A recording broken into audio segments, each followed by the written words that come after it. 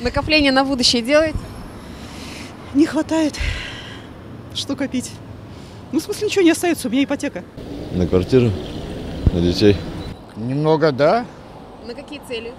Ну, цели-то вообще-то большие, но не знаю.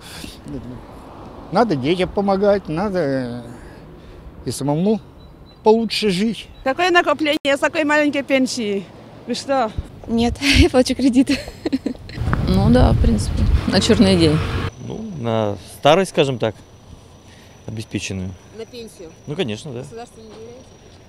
Ну, государству почему нет? Как бы это все делается параллельно?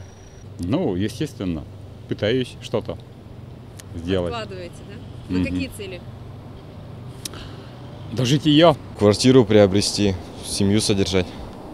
На пенсию нет еще? Ну, пенсия, рано еще об этом думать. Молодой пока. Ну, особых нет. Так, просто на случай, самые небольшие.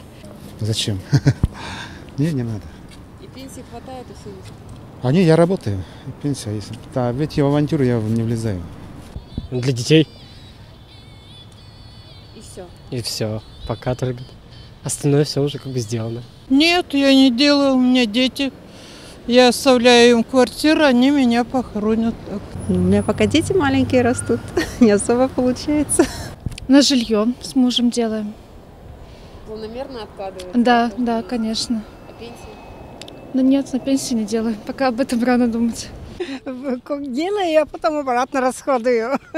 Видишь, как бывает. Денег-то не хватает, потом обратно снимаю. На квартиру пытаемся, но тщетно, скажем так. Не получается? Нет, все трачу. А потому что нет возможности делать.